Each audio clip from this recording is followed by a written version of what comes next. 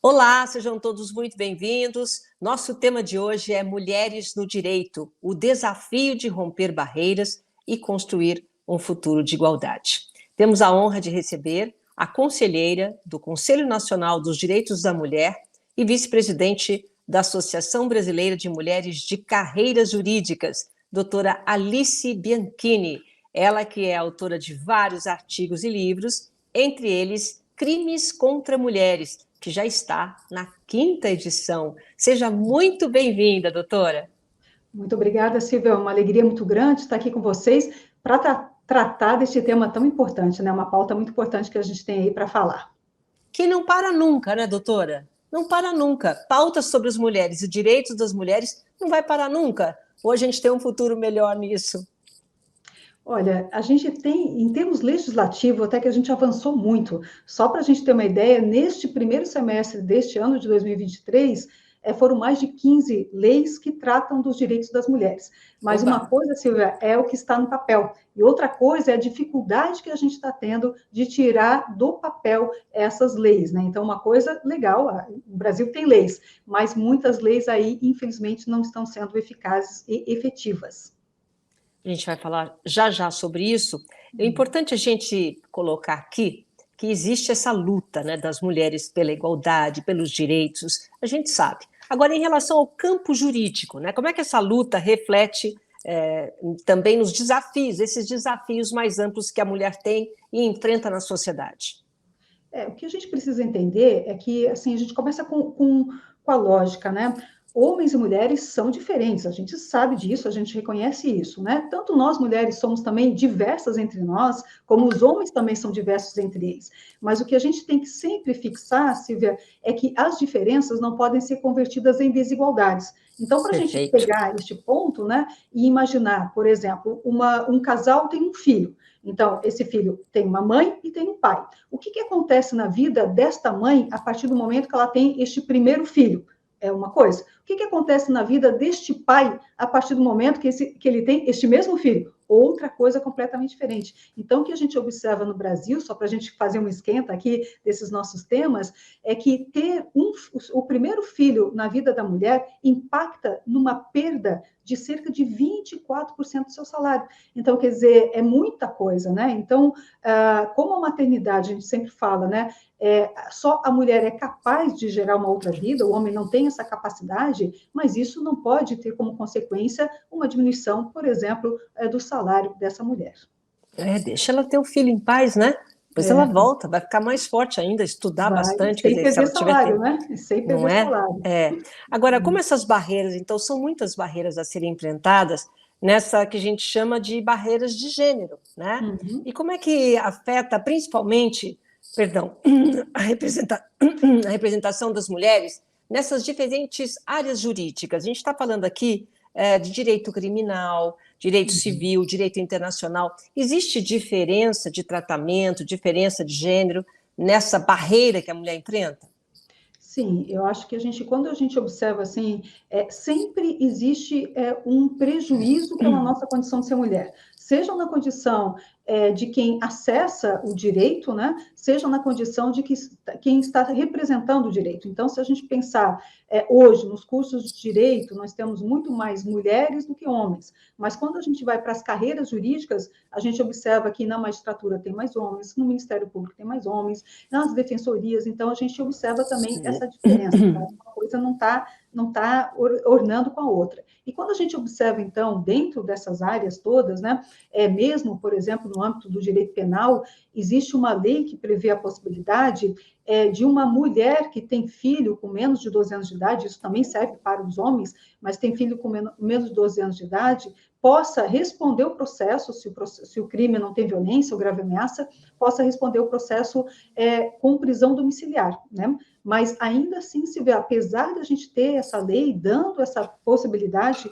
existe uma dificuldade muito grande de as mulheres terem acesso a esse direito. Então, é algo que a gente precisa compreender, precisa conversar, inclusive, né?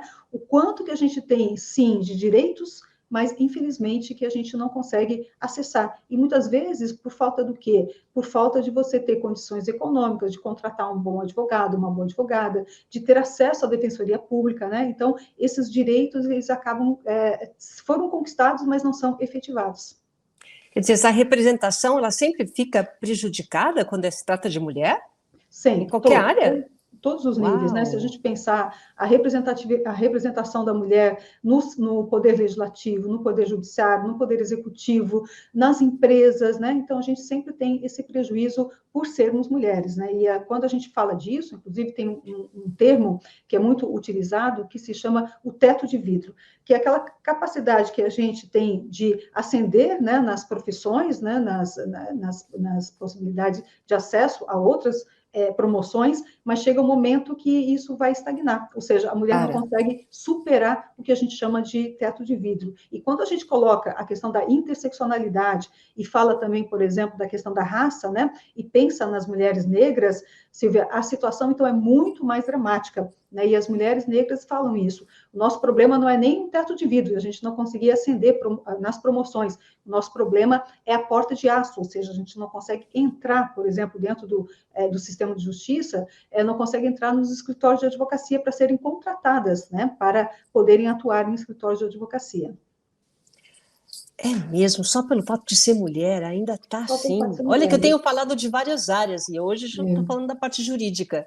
Eu, Uhum. sinceramente, principalmente pelo fato de estamos falando de lei, de direitos, achei que fosse um pouco melhor. Mas existem aí algumas estratégias que você considera eficazes para promover justamente essa igualdade de gêneros nessas instituições todas que você falou, nesses escritórios, advocacia, nos tribunais? Existe aí um trabalho que está sendo feito ou essa luta ainda está começando? Não, a luta ela ainda está começando, mas já tem muitos frutos que a gente já colheu, né? Pegando, por exemplo, dentro da OAB, nós tivemos, a partir da gestão anterior, o que se chama de paridade já, né? Foi um levantamento, uma ação de várias advogadas e advogados, porque os advogados também estão junto com a gente, que trabalhou essa questão da paridade já, movimento. E o que a gente conseguiu? Conseguiu, então, que pelo menos metade das mulheres, de todos os cargos dentro da OAB fossem divididos entre homens e mulheres. Isso foi uma conquista muito interessante. Então, isso fez com que, só para a gente ter uma ideia, né, do resultado disso, fez com que mulheres conseguiram ser eleitas em 5 estados brasileiros. Então, nós temos 5 seccionais que nós temos, então, a participação de mulheres como presidentes. E quando a gente analisa na gestão anterior, o que nós tínhamos na gestão anterior? A gente tinha 0 de mulheres sendo presidentes dos estados, né? E agora a gente já tem pelo menos 5. Não é o que a gente quer mais ainda, mas a gente já vê a evolução. Quando a gente vai para o sistema de justiça, o poder judiciário, por exemplo, a gente vai encontrar dentro do Conselho Nacional de Justiça uma série de recomendações, de resoluções, para que efetivamente tenha mais mulheres em cargos de poder e decisão dentro do poder judiciário. E quando, Silvia, a gente vai para o poder legislativo, né? E a gente encontra, por exemplo, desde 1997, nós temos uma lei que trabalha a possibilidade de cotas dentro das campanhas políticas. Então, pelo menos 30% de todos os candidatos devem ser de um sexo, ou seja, 30% de mulheres ou 30% de homens, não necessariamente 30% de mulheres, né? Nós podemos ter um partido político que tenha 70% de mulheres e 30% de homens, mas tem que ter essa representatividade de 70-30. E é uma lei que tem desde a década de 90 e ainda assim, apesar da lei, só que é de candidaturas, né? Só de candidatas. Apesar disso, a gente observa que o Brasil é um dos últimos países na representação política de mulheres. Nós somos um dos últimos países na quantidade de mulheres na política, o que traz um prejuízo tão grande. A gente poderia falar de várias coisas, mas só para a gente ter uma ideia do que isso representa, dentro, Silvia, do próprio Senado Federal ou da Câmara Federal, que eu prefiro chamar de Câmara Federal do que Câmara dos Deputados, né? Então, aqui é uma desobediência aqui linguística mesmo. Sim. Então, dentro da Câmara Federal, nós não temos a licença maternidade. Então, se uma senadora Se uma deputada federal ficarem grávidas, elas não têm o direito à licença maternidade, né? Então, é uma coisa assim, é muito complicado. Elas mesmas não conseguiram ainda levar esse direito adiante. É impressionante. Você sabe quando fala essas coisas de cota, né? Quer dizer, a gente quer ganhar e ter algum espaço por mérito, mas Sim. é necessário, pelo menos para olhar, né? Para ter esse olhar e falar, pera um pouquinho, tem uma área aqui que é reservada também para elas. Precisa, né? Sim.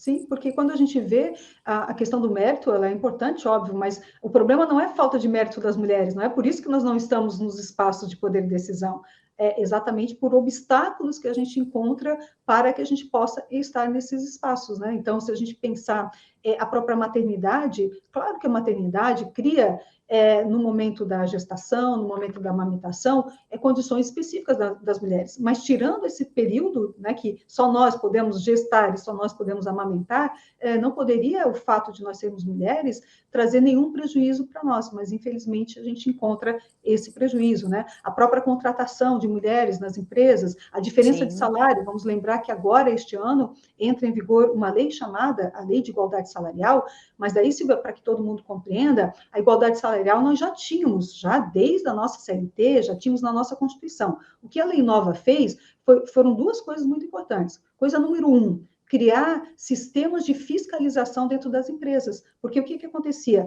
Por sermos mulheres, estávamos recebendo um salário menor do que os homens. E, às vezes, a própria mulher nem tinha condição de saber que ela estava recebendo esse salário menor para reivindicar os seus direitos. Então, agora tem uma fiscalização, uma forma de conseguir entrar dentro das empresas, né, mantendo o anonimato, sem expor as pessoas, mas sabendo qual é o salário de cada um daqueles funcionários, daqueles empregados, para verificar se aquela empresa não está fazendo essa diferença por conta de gênero.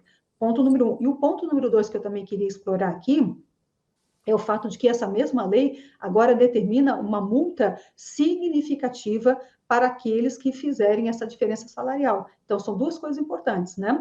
Coisa número um, que é a fiscalização, o controle e fiscalização, e número dois, uma multa bem significativa, bem salgada, como a gente costuma dizer, para quem praticar essa diferença salarial. Então, o que acontecia antes? Nós tínhamos essa multa, mas era uma multa tão pequena que não servia como Não fazia desestímulo, né? E diferença. a gente não tinha como controlar, não tinha como fiscalizar. Então, havia essa diferença salarial, mas não se conseguia fiscalizar.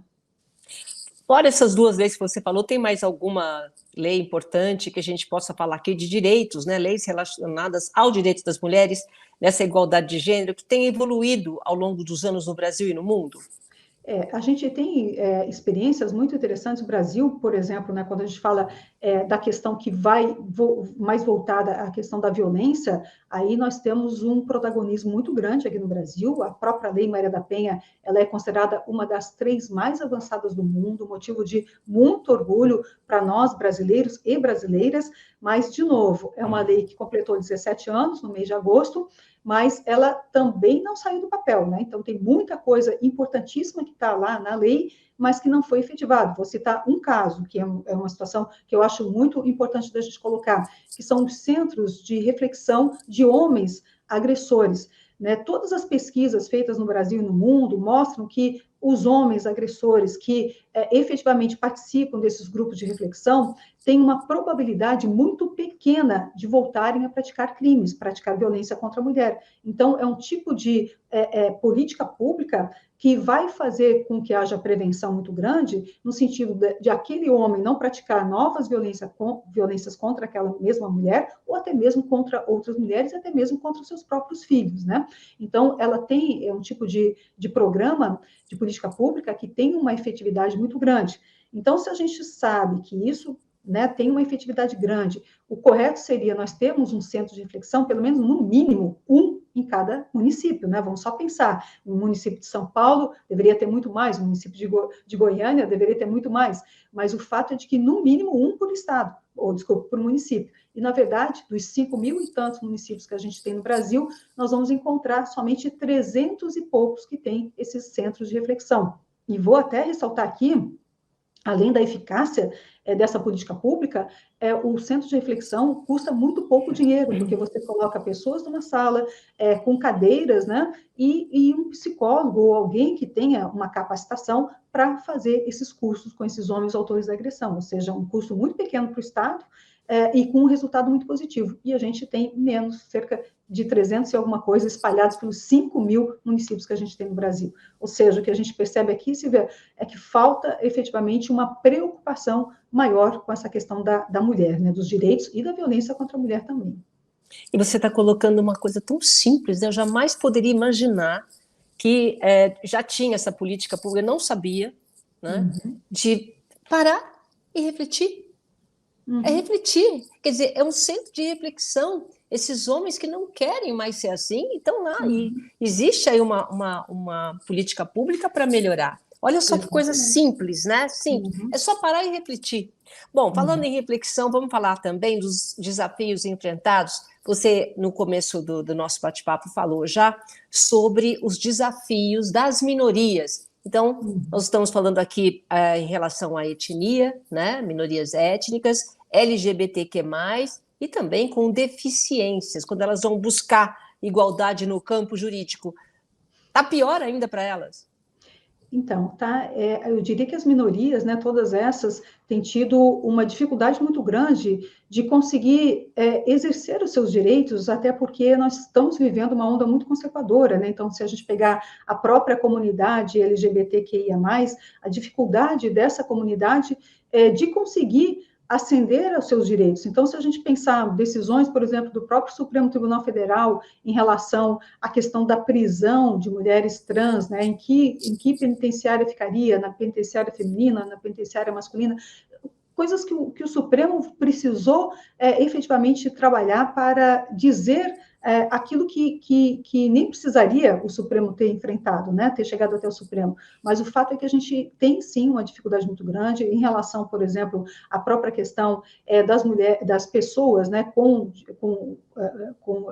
deficiência, essa dificuldade muito grande. Se a gente for pensar assim, só para a gente ter ideia disso, não faz muito tempo, foi em 2021, foi lançada uma campanha chamada do X vermelho, né? Era o X vermelho na mão que as mulheres usavam para denunciar a existência de violência, né? Principalmente na época em que nós estávamos na pandemia, com o lockdown, com aquela situação das pessoas não poderem sair de casa. Então, elas faziam isso principalmente nas farmácias, e as farmácias estavam, então, capacitadas para entender que essa sinalização constituía o início de um protocolo que envolvia, então, chamar a polícia, envolvia uma série de coisas. Mas se a gente pensar, a propaganda que foi feita, Silvia, em relação a isso, dizia, você marque na sua mão, e mostrava o que deveria ser marcado na mão.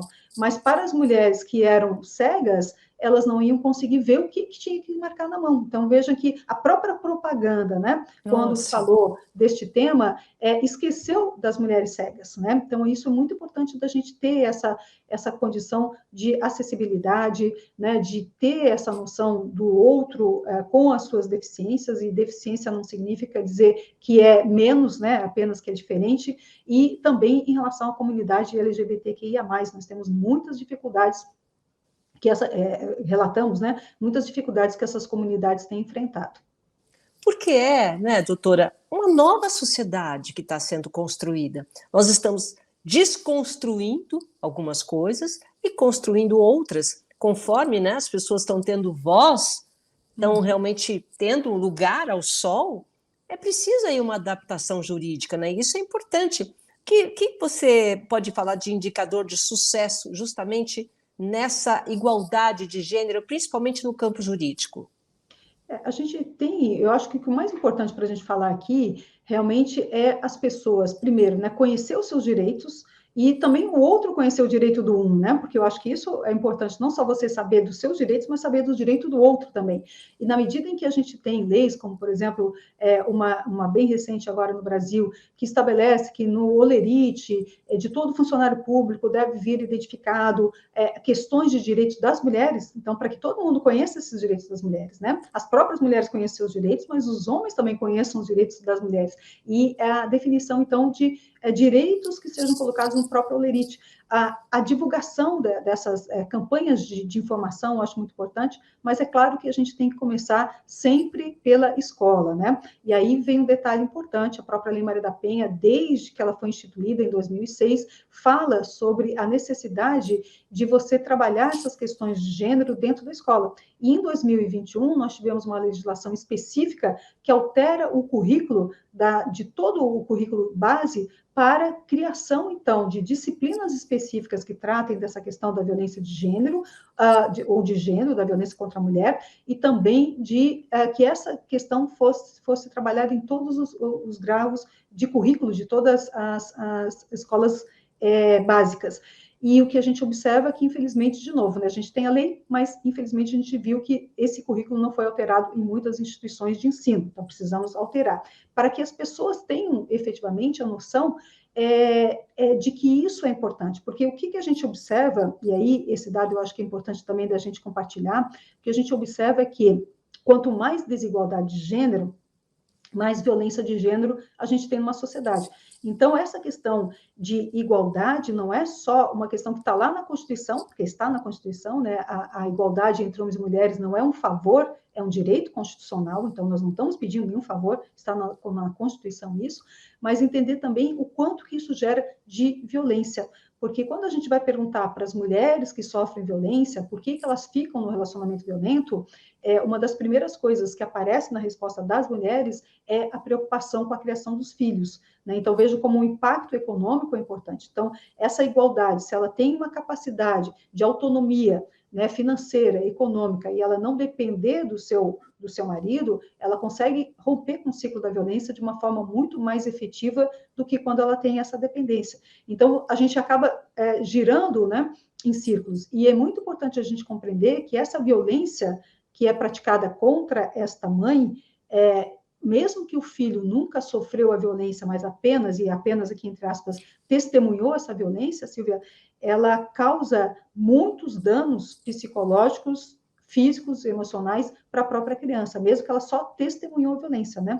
E ela compromete, inclusive, as próximas gerações, porque há estudos, inclusive, feitos aqui no Brasil, o Instituto Maria da Penha, junto com a Universidade Federal do Ceará, que vai mostrar que crianças que testemunham a violência têm uma tendência muito maior a repetir esses padrões de violência, né? Então, a gente compromete, inclusive, as gerações seguintes, se a gente não resolver o problema da violência na nossa geração. E é um problema que não é difícil, porque é uma questão cultural. E aí, claro que a questão cultural, ela exige o quê?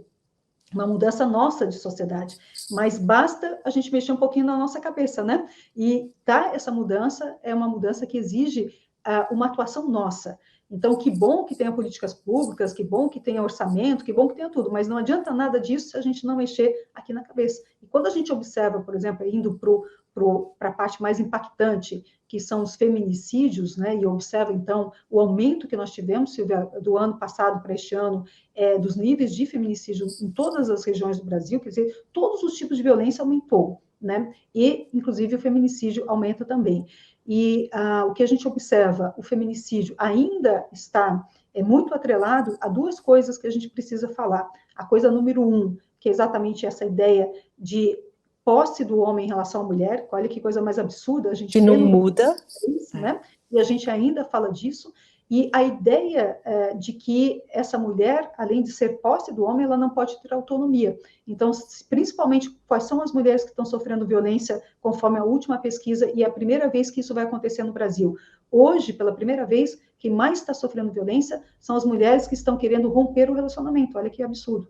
Então, ela tenta romper o relacionamento para não sofrer mais violência, e ela sofre mais violência por conta disso, né? Então, as principais mulheres que estão morrendo, exatamente as que tentam sair da relação violenta.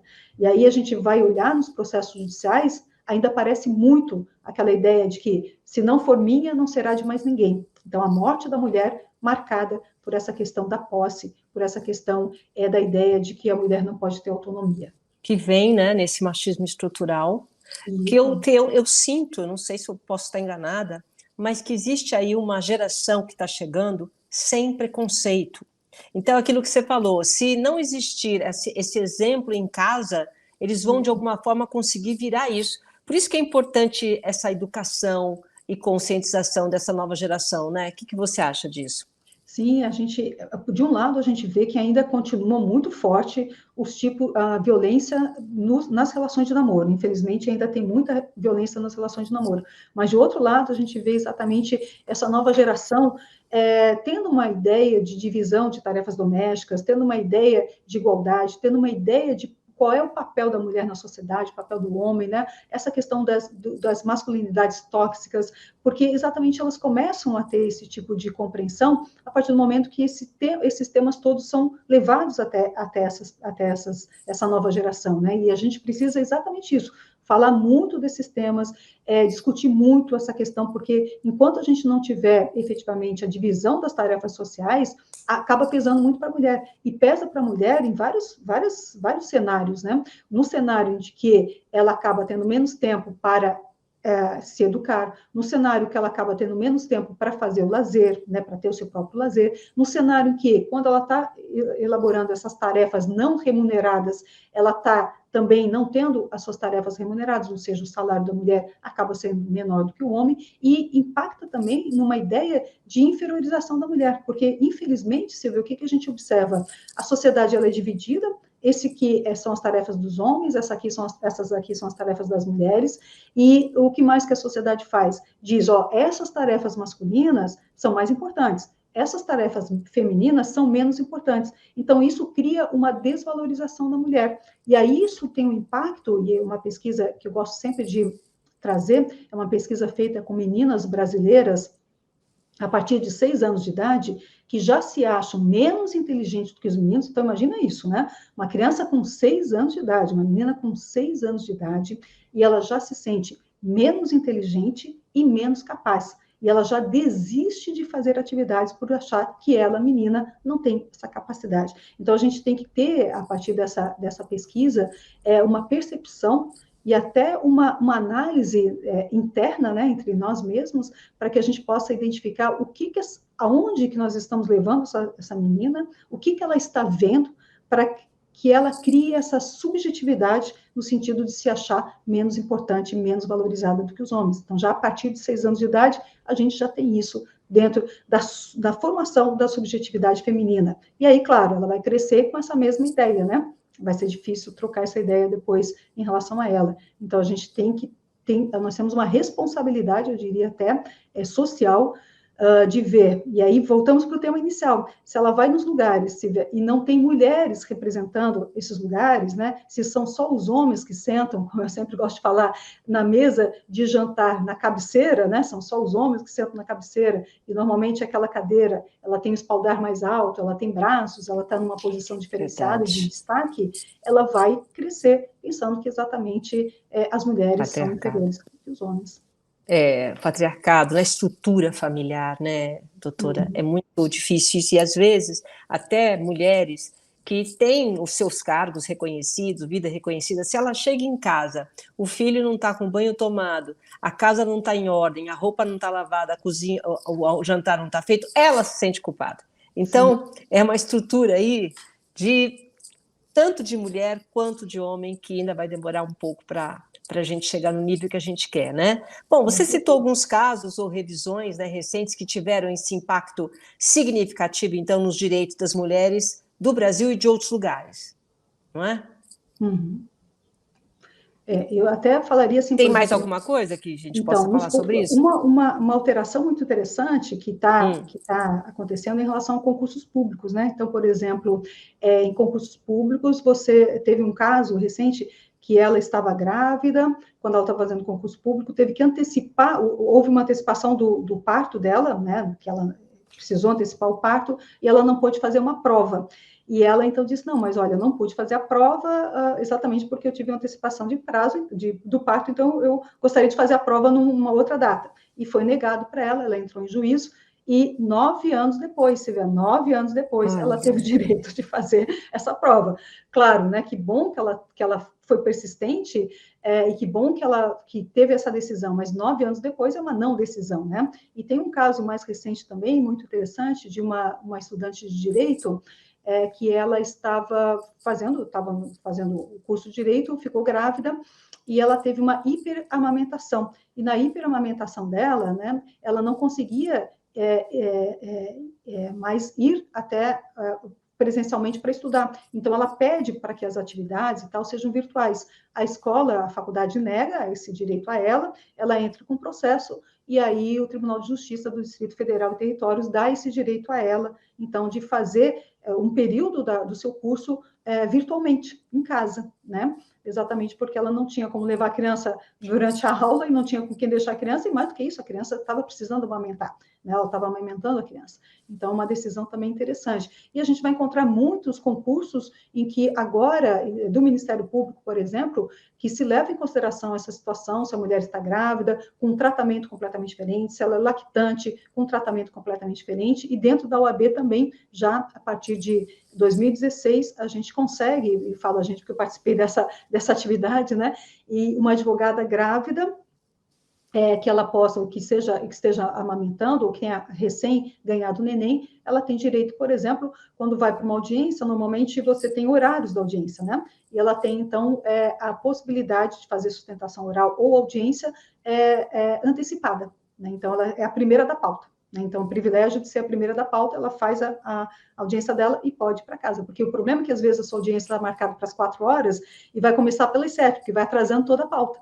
E aí nós tivemos um caso também agora recente, em que uma advogada estava fazendo uma audiência virtual e ela pediu a prioridade de pauta, porque ela estava amamentando.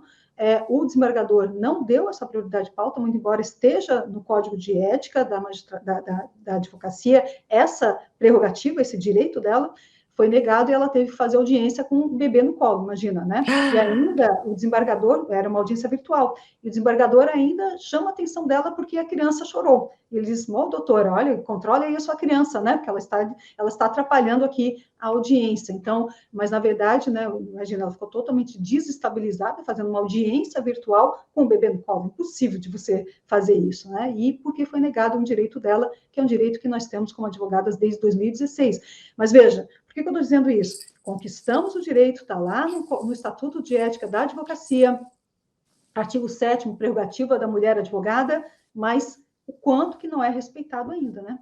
Quer dizer, nós temos leis que favorecem esse futuro igualitário, mas ainda falta muito para essas leis serem respeitadas, é isso? É isso aí, é essa lição final, né? E para serem respeitadas, como a gente sempre falou, não precisa de muita coisa, basta mexer aqui na nossa cabeça algumas partezinhas e entender que essa questão da igualdade não é um favor, né? A igualdade é um direito constitucional, está no artigo 5º, inciso 1º da nossa Constituição Federal, que só conquistamos a partir de 1988, pensamos isso, né? Faz muito pouco tempo. Antes de 1988, eu mesma, quando eu me casei, só para a gente ter uma ideia, eu casei antes do meu primeiro casamento, antes da Constituição de 88, e eu, para conseguir manter o meu nome de solteira, que é Alice Bianchini, permaneceu como Alice Bianchini, eu tive que fazer uma justificativa perante o promotor de justiça, e ele ia dizer se concordava ou não concordava que eu continuasse ou não com o meu nome de solteira, né? Então, imagina, a gente avançou realmente bastante coisa a partir da Constituição de 88. Bom, infelizmente a gente não tem mais tempo, queria conversar mais sobre isso, é um tema que não tem fim, né, de tantas coisas que a gente pode discutir.